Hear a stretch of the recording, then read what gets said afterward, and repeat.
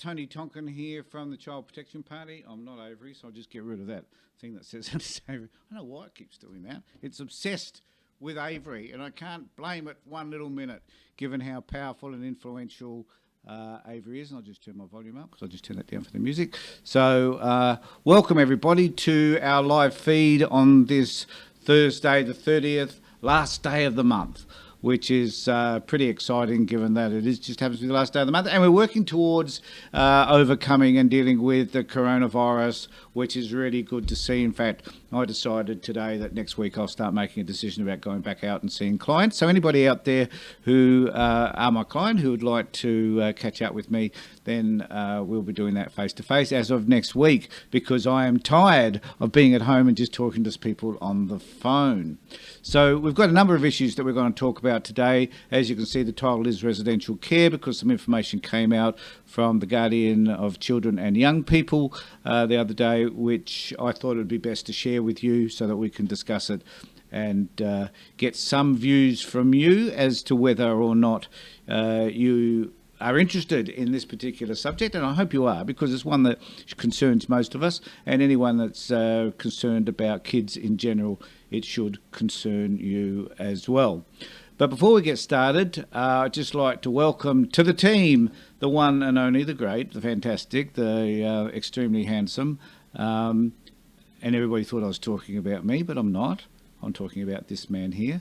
So, Avery, how are you, buddy? I'm good. How are you? And I'm not so not sure too bad. where you get this incredibly handsome bit from, but I'm just saying what Sasha tells me. Sasha's just said exactly, yes, you are behind me. Okay. Good to have you on board, mate. It's good to do another live feed with you. We've got a number of things that we wish to talk about. So I'm just going to start talking about the one that concerns me. And we've gone defaulted to Avery again. I don't know why we do that. The thing I think that concerns me the most at the moment is that we have, so there's a number of things. Number one is we've had some people say some things about me that are just untrue. I'm not going to delve into specifically what they are, but any of you gutless wonders out there who've got things to say about someone you don't even know and make assumptions based on some sort of bizarre conspiracy theory, give me a call. Happy to talk to you about it. Happy to correct your interpretation or whatever. But there are some people saying some stupid, bizarre things. And I just want to clarify one thing, and Avery will verify this, is we earn no money from the Child Protection Party. It is not a money-making concern. I think, Avery, you have to agree with me on that. That there's no way that, in fact, we're out of pocket thousands and thousands of dollars. Won't go into all of that. It's no one else's business but ours. And I want people to know that, you know,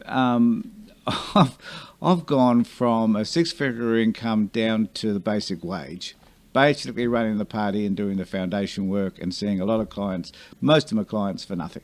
So at the end of the day, I don't apologise to that.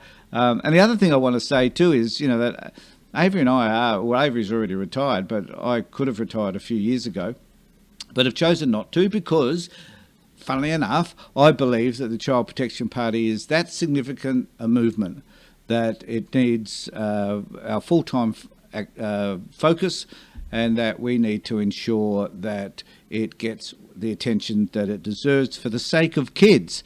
And look, people may question our motives, and they can do that as much as they like. At the end of the day, we work for nothing. It is all about the kids, and we hope to be able to influence enough people to be able to make significant change so that the kids' futures can be guaranteed.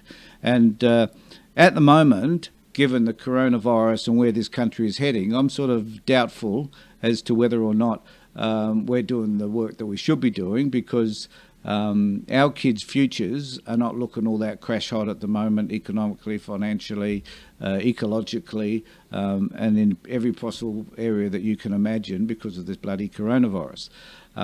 However, I do need to say, and Avery, you might like to buy into this conversation, that I think that it is something that has many, many warning signs around it. And one of those is our lack of preparedness for something such as a worldwide catastrophe, that we have not been prepared. We as the world have not been prepared. Many countries, there's not a country on earth that has been, and that we need to learn that there are ways by which we could probably care for this the most. I was reading I hadn't actually planned to talk about this, but I will just while we're here, is that I read I saw a video clip, I can't remember which one it was on, where some of the shortfalls that exist, such as, there's a glut of oil at the moment. Fabulous. I love going and filling up my car, even though I'm not driving around on it very much these days. But I love filling up my car because it costs bugger all to do so. And that's really a good thing for those people on low incomes to be able to save a little bit of money at the petrol pump is great. But we don't have any place to store the excess fuel. So if we were, and the other thing too is that if we were locked down, if Australia became isolated, our supply chains rely very much on our overseas trade, particularly China. So in what ways are we going about ensuring that we can be self-sufficient and that we can look after ourselves and have our own, have the things that we need manufactured here? And some of those things are as simple as chemicals. A lot of the chemicals that we need in pharmaceuticals are made in China. Why aren't they made here? We could be looking at becoming more Australian-centric than we have in the past, and I think that these are lessons that we can learn, and that we need to learn these lessons so that our kids have a better, not just a better future, so that we can ensure that their future is sustainable. Avery, do you got any comments to make about any of those wise words? Well, just to very quickly go back to the first thing you said about we're not a money-making machine. We're also not members of the Illuminati. We're not part of a paedophile ring. And what was the other one I saw? That we are Freemasons. Are we? We're not. Yeah, apparently, but we're not. None of those things. As far as this about preparedness for the future, I think one of the problems is that our governments are focused on the next election, which is always 3 years away. From the time they get in, they've got maybe 9 months to try and get something done. Then it's all gearing up for the next election. Governments of all stripes are more focused on that sort of thing rather than planning for 10 years ahead, 20 years ahead, planning for things like a pandemic. It's not going to happen to us because we've got all the ocean between us and the rest of the world. It's crazy the way they behave like that. When I was going to bed last night, I was thinking about what is it that I can make this talk about today, trying to plan ahead, and I thought maybe I could make it I am afraid, because but I didn't want to make it too negative, so I chose not to do that. But why is it that we are in the position that we're in? And that it is full of apprehension, I guess, about where we're going and how we're going to attain what it is that we need to attain in order to have a viable future for our kids. And there's so much work, I think, that needs to be done, and this is why the Child Protection Party is vitally important. Number one, as you said, we don't have any vested interests in any of this. We don't belong to the political elite to start with. Far from it. We are just a group of people doing the best that we can to make sure that the future of our children and our grandchildren is the best that it can be. So what we want to do is to ensure that future is guaranteed, and that as a political party, we need to have people in power to be able to generate the interest that there should be in all things relating to kids. And at the moment, the future of our children is vital. So more than ever before, we need somebody like the Child Protection Party representing you, so that we can have the sort of representation that kids and adults in the future will be looking for, and we need to be able to set that pattern right now. So we need to be able to make sure that we have representation in Parliament as soon as possible. Right. So, Avery, so I've talked enough about that, I guess. And if anybody's got any comments about where the future's going and how we're going to be managing it, please let me know. Send us something on Facebook if you like, and on YouTube if you're watching it there. Okay. The issue around residential care. Now, this came up because there was an article in the Guardian had written this particular article about residential care. And the interesting thing to note about it, Avery, is that it is, and I'll just put this up, it is SA is the second biggest spender on child protection services, number one. Number two, we spend more money on residential care than anyone else. And the other point that I wanted to raise, I don't know whether I've got this graphic here or not, but you can see it here. I'll just see if I can enlarge that.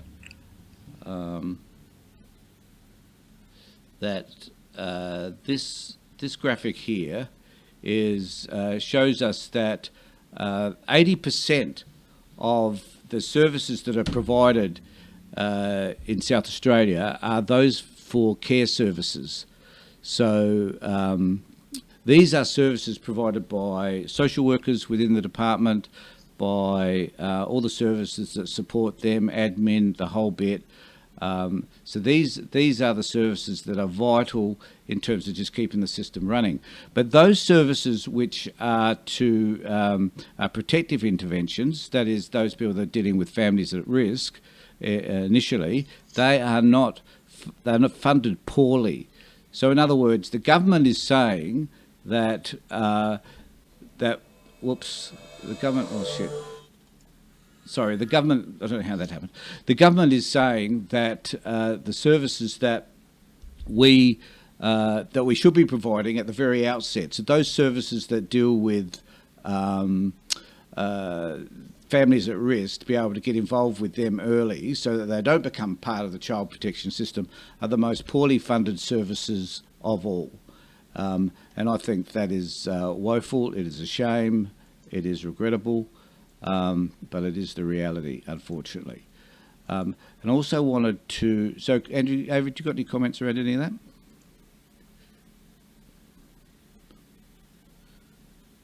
Bottom part of the graph there, on the key to the graph, was it 340 odd million, 440 something? I can't remember what the number was, but it's huge. It's 442 million.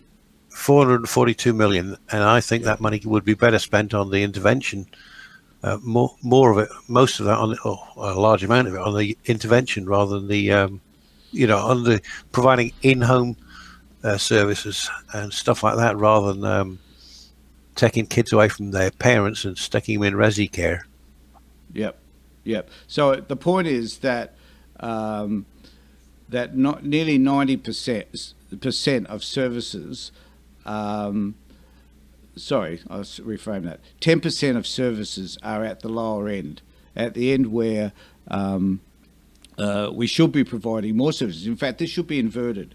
We should have 80% of our services at the beginning where people are in trouble and they need help, and that we're providing ancillary services to help them deal with whatever their issues are. Yep. And then we need to be able to have the services that sit around them and support them, which is generally the 80% that we've got here. So it's all inverted and it's all, I think, wrong. So I'd just be interested in what other people have to say about that. The other one I've got here is just the residential care one. So I'll just bring that up and try and enlarge it as best I can. So SA relies on residential care more than any other state or territory, and sizably so when you look at Queensland, which has a large child protection service. Victoria has probably one of the largest next to New South Wales. Look at New South Wales in comparison.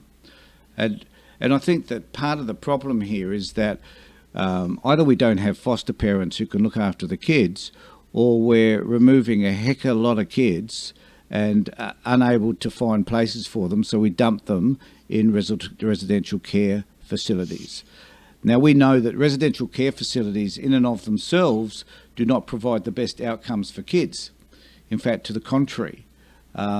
We know that residential care facilities in particular are hotbeds of angry kids who misbehave, who threaten other kids, who do a whole lot of things that are really damn unhelpful. And a lot of those kids need to be in family supportive type accommodations, but certainly not in residential care.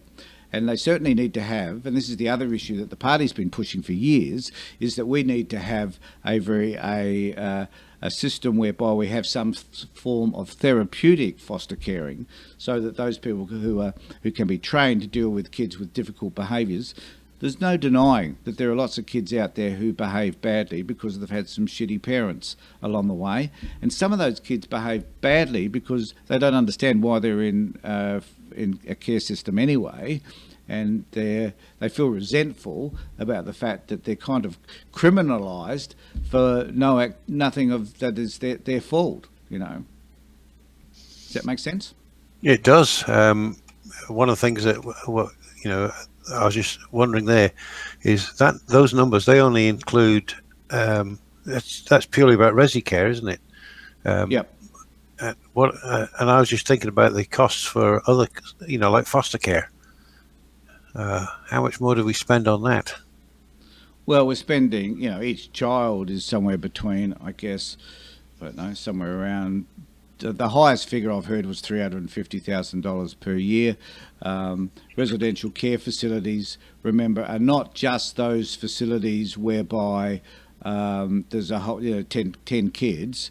There's sometimes facilities whereby there's just one child, around which there's 10 or 12 different workers working throughout the week on a 24/7 basis to care for that one child. Well, that's an expensive system. Yet, for some reason, South Australia fails to address this particular problem. And the Minister herself has said that this is an issue that she understands. Well, hell you do, because you're not doing anything about it. And I just want to say, Avery, at this point, we were commenting before we went live that a number of people apparently watch us from the department. Yeah. Shall we send out a welcome to them? I mean, should we be saying, welcome to? I think so. I mean, if there's people from the Child Protection Department that from in any of the states or territories watch us on our live feeds and look at the posts that we put onto the Facebook page, they are more than welcome to call 0416 113 513. Or they're more than welcome to email to secretary@childprotection.party, or they can comment on the pages and tell us what we're doing wrong while we're wrong about our criticism of them. Yep. And and I think we need to be clear that the reason for the criticism is that we're simply asking for change. For God's sake, if no one says anything, then the status quo remains. And we know that that's unhelpful for kids. So we're anxious for that to change so that kids can have better outcomes. And so, as you say, Avery, criticise us. Say what you need to say. Just don't say stupid things about us personally. The issue around that we raised where we spoke to Narelle around, what was that around? Yeah, recording. Yeah, recordings. So, that created a bit of a storm, I guess, because lots of people have different ideas and lots of people record what is being said by the department. And we're saying, well, you need to check that out. Will you tell us what we need to do about that? Well, the thing that you should do is that you need to check your state legislation. Don't just go in there and record something, because it may be that in your state you've broken the law. And there was that table that I put up, which I did provide the source where I'd got the information from, that shows that it can be some pretty horrendous fines if you record something illegally. You could be fined, I think in New South Wales it's up to $39,000, and you can go to jail for 2 or 3 years, or both. It's vital that you check the legislation in your state if you are allowed to record the meeting or the phone conversation. Because if you do it and and it's discovered that you've done it, and it is illegal in your state, you could be prosecuted. And we're You've got to not, look and we after need to yourself, be mate. clear, and we need to be clear that we're not saying record. No, We're not saying no, we're not. that you should record. What we are saying is that If you want we to believe record, you should have the right to record what's being Well, said. I mean, You should have the personally, right. You don't at the moment, but No. you know you should.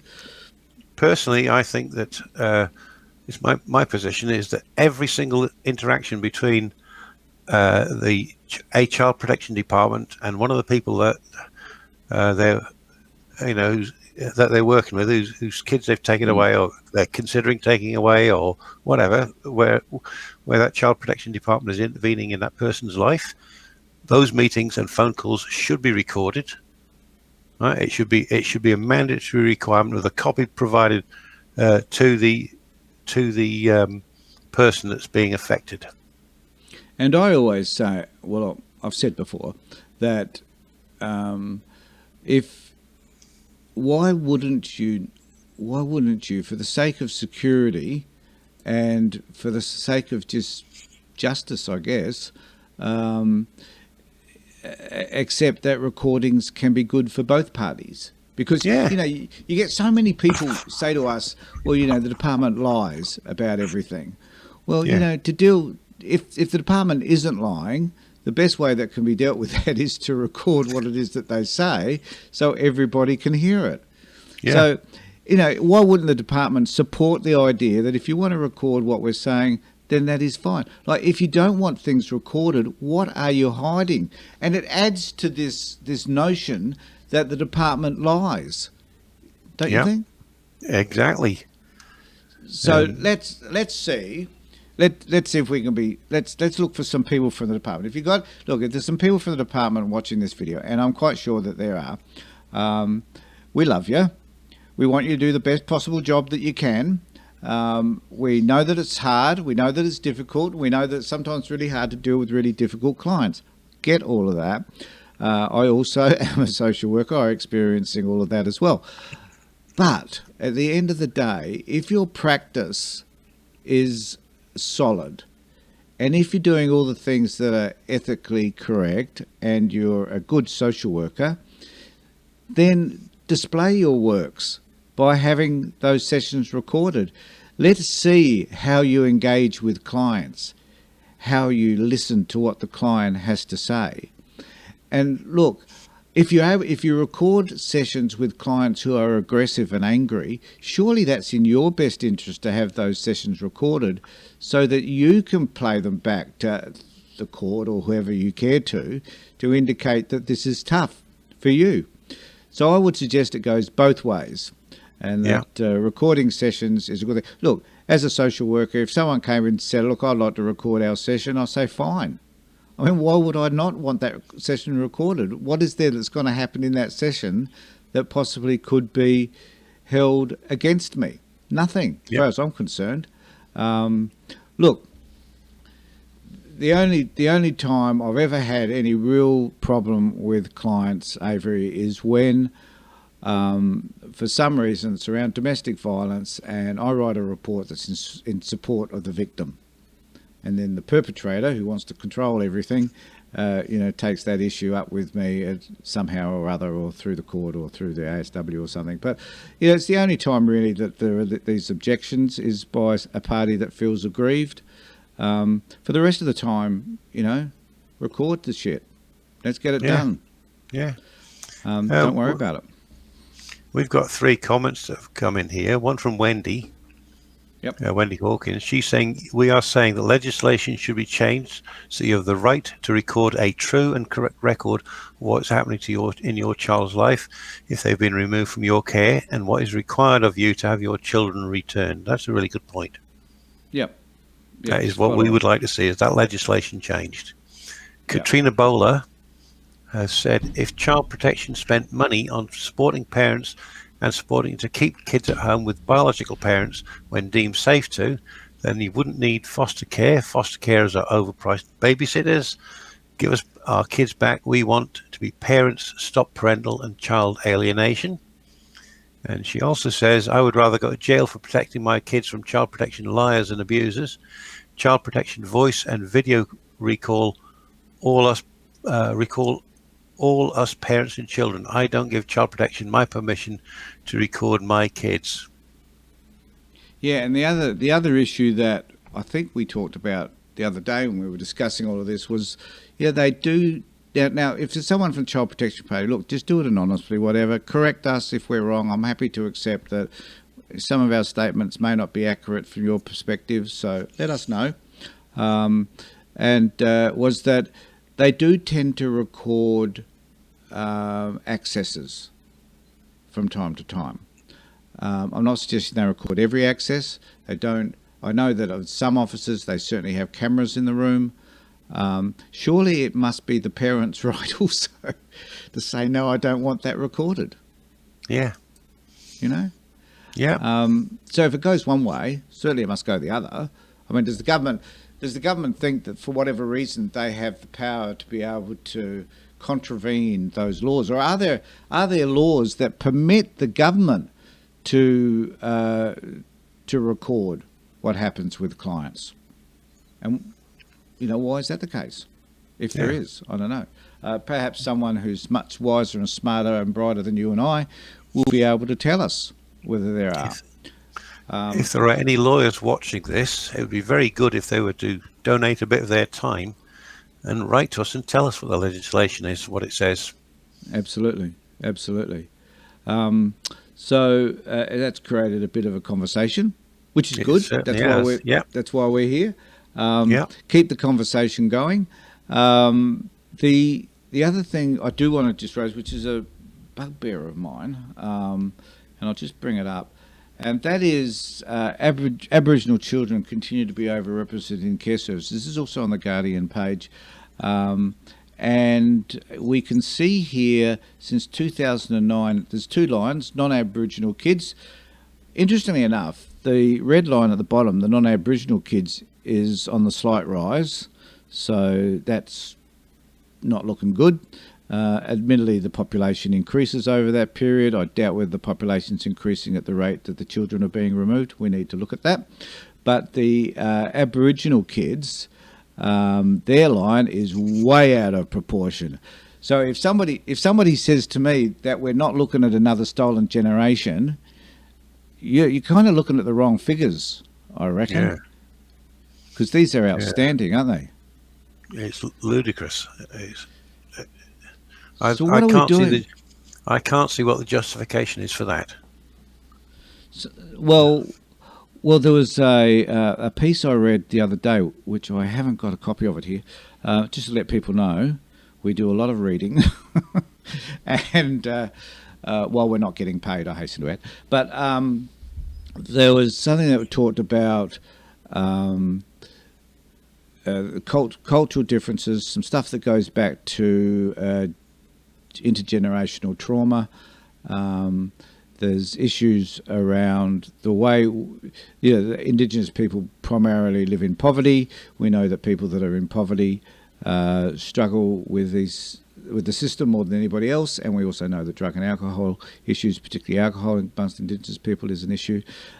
So all of those issues come into play, but I think our focus is primarily on we have a preconceived idea. We have a preconceived version, if you're Indigenous, that for some reason you're so grossly disadvantaged that that you are less likely to be able to parent children than if you're an Anglo-Saxon or a non-Indigenous person. And I think those sorts, and I reckon, look, anybody out there, from the department, my view is that many of you are racist. Yeah. Right? Stick that one up here. Because so many of these decisions, the decisions that you see on this graph, the decisions that bring about this increase is because of the decisions you and your department make. Not because these people are any worse or lesser than the people on the red line, the non-Aboriginal people. It is because of the decisions you make that brings about this increase. Now, if that's not about racism, then I need someone to tell me what they think it's about. Yeah. That makes sense? It does. It does. There's a comment Well, coming at least it does to two of us. Maybe not to the rest. Maybe not to everybody else. There's a comment coming from Wendy about this. She said that in the Aboriginal children are more likely to end up incarcerated as opposed to finishing high school. 100% of incarcerated youth in the Northern Territory are Indigenous children. Yep. What was the percentage? What did you say? 100%. Every child. You know, if that is correct, then that is absolutely atrocious. Katrina has asked why. And Wendy would know, incidentally. Wendy's yes, she our would. policy person. She's got it together. She's a real policy wonk. She is. She's fabulous. Yeah, she is great. Katrina says, why record when they have contact workers for supervised visits? That made me wonder, why would they record it? Why would they record it at all? I mean, if Katrina's there on a visit with her kid, supervised visit with her kid, I don't know what the situation is, but if that's what it is, you know, she's on a supervised visit with her kid, why would they record it? Do they think she's going to do something to the kid? You know? Well, I think one of the reasons why they will record it is that if they're going to do an assessment, a parenting capacity assessment later on, they would probably present some of those recordings as evidence about non-engagement with child, not recognising cues, all that sort of crap they carry on with. So they'd be looking for negative. Well, this is an interesting thing, Avery. They're looking for the negative aspects of parenting rather than the positive. So let's turn it around. Why wouldn't you look for the positive aspects of the way a parent parents and focus on that rather than just looking for the negative? Because I reckon primarily they're looking for the negative. And look, the other thing too is, why wouldn't you take the positive stuff that you've witnessed, that you've videoed, and take that back to your supervisor to argue for the kids to be returned? Yeah. You know, I wonder, you know, like the whole thing's so deficit focused that one wonders how often do they actually argue that the child should be returned? Because, you know, at the end of the day, this is a really good parent. They've worked really hard. They've overcome all these issues. Yeah. And they now appear to be a parenting during access that is great. Because I've spoken to parents where the department has said, yeah, your parenting's really, really good. You know, we get that. And they'll pivot to, you know, but we're concerned about your mental health and your violent relationships you've had in the past and whether you're likely to go back to having those sorts of relationships. And, you know, and I think, oh, for God's sake, you know, they're parenting well, they're parenting well. Let's just focus on that and build on it. Yeah. It just occurred to me that if they are recording these supervised visits, the one thing they could be doing if they're looking at the negative aspects would be to look and say, in this interaction, this happened, and this is what you need to do to address it. Yeah, well, you know what I mean? Well, absolutely. And rather than use it as fuel or to say this is why you're not getting your kid back. You know, well, that should be part. That should be part of the process. So I often say to clients, look, what feedback are you getting at the end of each access from the social worker? And 9 times out of 10, they'll say none. That doesn't surprise me.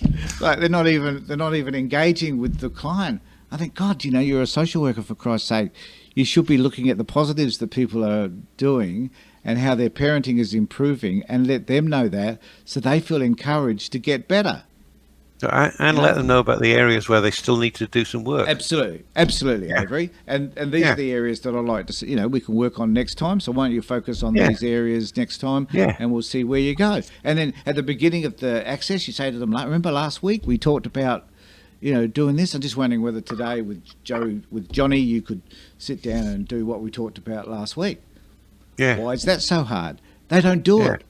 No. They don't do it. Again, if anybody's watching from the department, let me know whether you do and whether it is practice, because I hear very little of that as effective practice. But it is a justifiable reason for recording it. Wouldn't you Yeah. agree? I definitely do. Yep. Um, So, use doesn't it- use conversely... it- yeah, I was going to say, use it for education purposes. You know, Yeah. in this interaction, you were really good here. You were really good there. You need to work a bit on this aspect of your interaction with the kids. Conversely, you know, I can remember a long time ago when I first started social work, I wasn't being supervised very well. I was working in a therapeutic setting, gambling rehab program, and I realised that my supervisor wasn't a social worker, and she was shocking. Anyway, another story for another time. But what I did decide to do, Avery, was I decided to video a session with the client's permission. All right, and I remember it quite clearly because I realised how terrible I was. Not just in some of the things I said and some of the questions I asked, but how my posture was. You know, like I can see myself now with my leg up and sort of my hands in front of my face all the time, and it was a terrible experience to watch, but it was valuable because I, from that moment on, chose not to do those things when in front of clients, and I'm very wary of them, even still today, some 25 years later. So, you know, I think there's some really fabulous learnings to be had from recording sessions for the department to consider. You know, I attended a social work session a few weeks back with the worst social worker on this planet, and you know, that was a session that actually, if recorded, could have been taken back to management and said, which part of this do you think is social work? And to have listened to that recording and said nothing, and I said, well, okay, you need to get rid of this person, or I certainly don't want to work with her again, end of story. You know, that would have been helpful. And it would have justified eventually I complained, so it would have justified my complaint. All of this stuff around recording is a helpful conversation, Avery, because it helps us to understand how important and under what situations recordings can have great value. Yeah. There's a comment just coming from Michelle Mitchell. She says you are presuming that care workers are always looking for the negative. I personally know of a number of kinship carers who have had the children that have been in their care return to the children's biological parents. I don't like that you make sweeping statements. I've worked in residential care and I am now a kinship carer, so I've been seen from both sides, good and bad care workers and social workers. And actually, Michelle, if you have ever heard any of our other conversations, you will know that many, many times I say that there are good social workers and there are bad social workers. And within the department, I've worked with some fabulous social workers and I've worked with some terrible ones. I don't want the fabulous ones to be any better because they don't need to be any better. What I want is the lousy social workers to practice social work at a level that is appropriate and is to social work standards. And, you know, I appreciate that. Look, I've had, you know who's the best judge of who's a good social worker? It's the client. I have clients that will say, if they've had a range of social workers, this is a good social worker, this is an okay social worker, this is a crap social worker. People will tell you who are the good and bad social workers. I've got personal friends and family who work in this area. I know that there are some good social workers out there. But I also know, it's like saying, let's compliment the system all the time, because, you know, at least at the end of the day, they're doing what they can to remove children from families where the kids are being abused. Let's celebrate that. We need child protection services just as we need the police. We need a system that protects kids from continual abuse. Okay, get it. However, this system, as is the system with every system around the world, fails miserably at fully protecting kids where parents are now in a position to have those kids returned to them. I see it day in, day out. The reports they write, the statements they make about parents, the lack of insight that they have as to the changes that a parent has made and the value that has for children. And I know that they work off a deficit model. And I know these are critiques. I'm talking to you, Michelle. I know that these are critiques of the system. But if no one was making those critiques, people would continue to get away with it. And unless people make those critiques, such as us, then people wouldn't feel supported. At least through the Child Protection Party and the Riley Foundation, we are offering support to parents who feel aggrieved by this system. Now, admittedly, not all those people will get their kids back. A lot of those people probably may not deserve to have their kids back. But at least at the end of the day, we're giving an opportunity for them to have a voice about the things that they find are unacceptable within this system. And we want that to change. That's why we exist. So I appreciate, Michelle, your critique of us. And I appreciate the fact that you're recognising that there's some really good carers out there. And there's some there are foster carers. Take Wendy Hawkins, for example. Brilliant foster care. There are some fantastic kinship carers. There are some fantastic social workers. There are shitty social workers. It goes on and on. But we can't live in a bubble and suggest that everything is okay when people are telling us that it isn't. And that's why we do what we do. Yeah. There's my rant, Rave. The thing that we are presuming that all care workers are always looking for the negative, that's not me just thinking all care workers are looking for the negative. It's things that I've read on the comments and in the personal messages I get from people on Facebook and your clients, Nadia's clients, whoever it happens to be. I spend ages on the phone. I spend ages getting personal messages and people criticizing, oh, the social worker was like this, the social worker's like that. My presumption, if there was one, that they're always looking for the negative, comes from talking to people who are saying, this is what happened to me. Yeah, and let's face it, Avery, if the system was so great, we wouldn't have people complain. Look, number one is that this is such an emotive issue. To have your children removed from you, regardless of the circumstances, right? So, okay. So there are some parents who clearly should not be parents, right? So many issues in their lives, really don't want to have kids. They have them anyway for whatever reason. Shouldn't have them. There's those, but they're a small minority. Majority of people love their kids, want their kids to grow up with them, but have issues in their lives that make that really, really difficult and sometimes put the kids at risk. Get it? Yep. But most of those people are prepared to meet those problems and deal with them. Most of them are. Yeah. And we have a system that basically says, these kids are at risk. I don't want to return them back to these parents, no matter how good they are, because I can't be 100% sure that in the future they will be safe. No one can ever assume that those children will be safe. You just can't. Yeah. But if you offered the supports for those people where the kids are at risk, the possibility of them having a better life and being safe and growing up with their biological family is likely to be better. It may not be perfect. It may not be the best that it can be, but it will be better. And the impact of kids being in foster care places them at greater risk of harm because the system is so faulty. It's just the way it is, and we can't deny it. And Michelle did make a comment, child protection caseworkers are not perfect. Oh, that's Katrina. Yeah, Katrina. Yeah, we know that. But a lot of them are pretty good. And, seriously, when I find a social worker that's doing a really good job, I let the department know.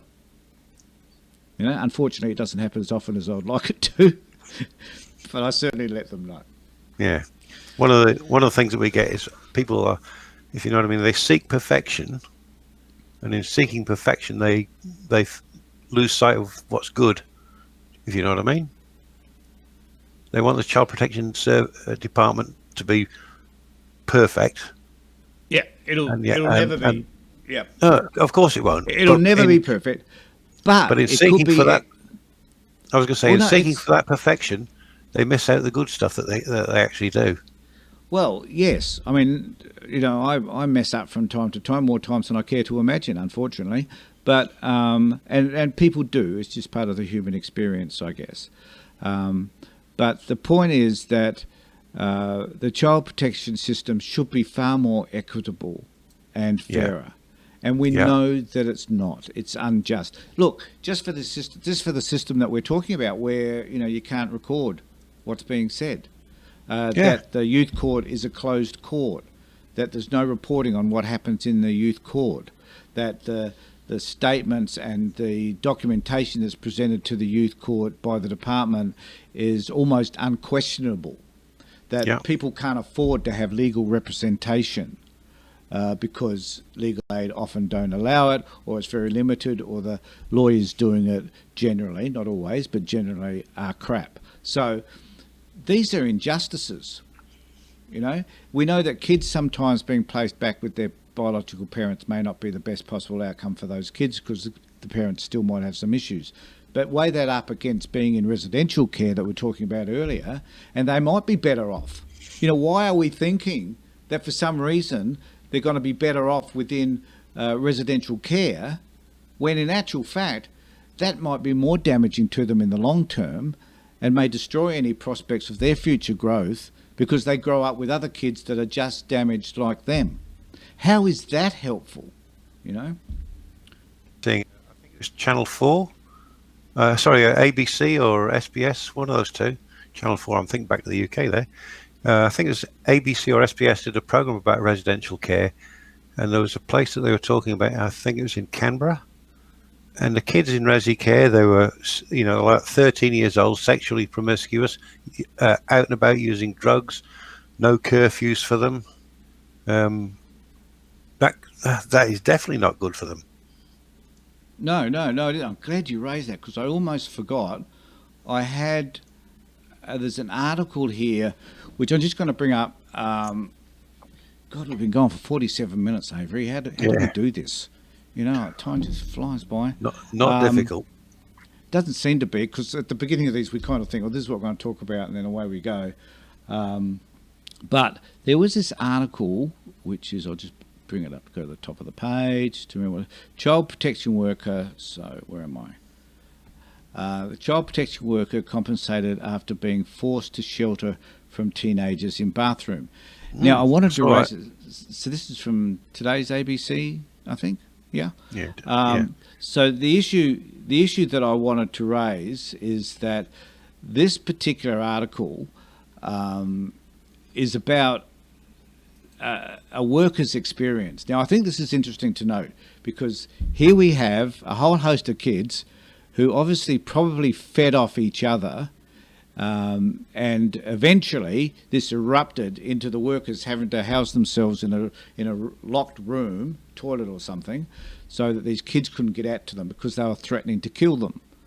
Now, I'm not here, believe me, making excuses for this shitty behaviour. It's disgusting to think that kids would think about behaving in this way. However, the thing to remember is that they are a group of kids in a residential care facility. Kids in resi care facilities feed off each other. They abuse each other. So this is a reason why residential care facilities are not helpful, right? Now, as a result of all of this, the woman was assessed by two experts who agreed she had a psychiatric condition. This is the worker. And this is the reason why I feel for these workers. Seriously, this is really hard work. And untrained workers, many of them. It doesn't mention what her qualifications are. The possibility is she doesn't have any, apart from perhaps being a youth worker or maybe community service certificate 3 or 4. But the woman was assessed by two experts who agreed she had a psychiatric condition, but the department argued it could not be proved that her condition was a result of her work. Now, interesting here, Avery, is that the department were arguing that this was this is not a condition of work. So here they are. They failed to support her when attacked by kids for which the department is responsible. So the kids, think about this. The department is the parent. So these kids are the department's responsibility, because the department is the parent. So if Yeah. I have a kid and my kid goes out there and beats the shit out of somebody, I can guarantee you someone will be blaming me as the Yeah. parent for having these crappy kids. Does that make sense? Yeah. It certainly does. I noticed here- that Magistrate Cole sided with the care worker and Yeah, saying so- absolutely, yeah, that was I'll good. read the rest of it. So instead, it argues that the woman's psychiatric injury was caused by events in her personal life. So they're doing what they do to parents. They're blaming Gaslighting. parents for their personal experiences as being the reasons why someone else acted badly. Yeah, Right? So this is the theme. Hope you're with me, people, on this. Anyway, but Magistrate Cole ruled the primary cause was the 2018 incident, adding that personal stresses were not important or influential. My God, I love Magistrate Cole. I think he's a great bloke. yeah, I'm assuming it's a he. yeah. I was just gonna say it could be a woman. Yep. But I mean, the important thing here is that number one, the department chose to blame the worker. Yeah. How would you feel? You know, you go into a hostile environment. The parent. So this is like, okay. So my kids go out there, they beat somebody up, and then the parent blames somebody else, right, who was there for what happened, as opposed to taking responsibility and doing something about it, and so on. So here they blamed the worker. It's disgusting. Any child protection workers on at the moment? Let us know what you think, and how would you feel if your organisation turned around and failed to support you and just said it was because, you know, your personal life, because you had a marriage breakup, or at some point you had a DV relationship or a mental health issue or whatever. Like, get over it. It's disgraceful. Yeah, certainly Yeah, is. And Michelle says, and good on you, Michelle, because exactly right, the department failed her and failed the children. Yeah, Couldn't have said it better. It's exactly what they've done. yeah, So this is the system. Now this system needs to be more transparent, so these issues can come to the fore and we can deal with them. You know, this appeared because who knew about this until it came out until the ABC reported it, right? Who knows about the number of cases that go to the youth court that could be reported? You don't have to mention the children's name or parents or anything else, where reporters can actually sit there and say, hey, there's something fishy about all of this. You know, the mum's done the right thing and the dad's done the right thing, yet the department is still arguing, you know, something happened 20 years ago. You know, Yeah. like the transparency around it is non-existent. You know, and this is why you and I exist, Avery, because our job and the foundation's job, and Nadia and Amy and the others, and Wendy and Tony and all the other crew we have, all those people are responsible to providing some transparency in this non-transparent environment. yeah, yeah. Certainly are. It's one of the biggest failings of any government department is lack of transparency. Yep. So I guess my issues are, just in summarising, look up your local legislation in relation to recordings, because you should not be recording. Yeah. And that's our stand. Our preferred option is that we would like to see sessions recorded so that both parties can benefit from those recordings. That's what we'd like to see. However, you can't do it. We'd like to see more transparency, heaps of transparency in the youth court system and the family court for that matter. And we'd like to see something done specifically around Indigenous removals, because this is just another stolen generation.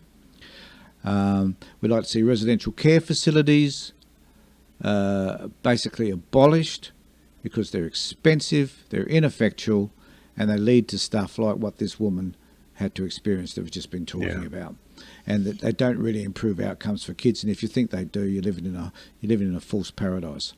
And the department said, and Rachel Sanderson told me herself, that she was planning to change and to deal with and to manage residential care facilities and get rid of them. She said that in opposition, and she has done nothing about this. So if there's anyone from the department who'd like to have a conversation with us about how you can make those changes, we would be more than delighted to have that conversation with you.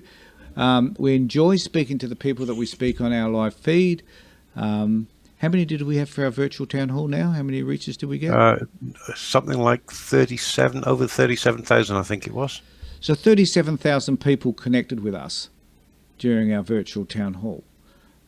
We don't know how many will connect with us as a result of this, but as time goes by, more and more people are being connected to the Child Protection Party and what it is that we're doing. We are a voice for change. That is evident by our social media presence. It's the only presence we have because it's the cheapest. It doesn't cost us anything ostensibly, apart from our time and your time by participating. So thanks everybody for participating. Thanks, Avery. You're welcome. Can I just, I just want to read out one more comment, which is from Wendy Hawkins. I completely agree with her. The best outcome would be for us not to be needed by needed anymore. No Child Protection Department, no Child Protection Party, no Riley Foundation, because we didn't need it, because, you know, kids were being looked after and things like that. Ain't that the truth? And we would love to become redundant. You know, I believe, and I've always believed this, social workers' role is to ensure that they no longer have a job. And unfortunately, in our environment, we will always probably be employed, but that's not our goal. Our goal is to make sure that we become redundant. So thanks, Avery. Really appreciate that.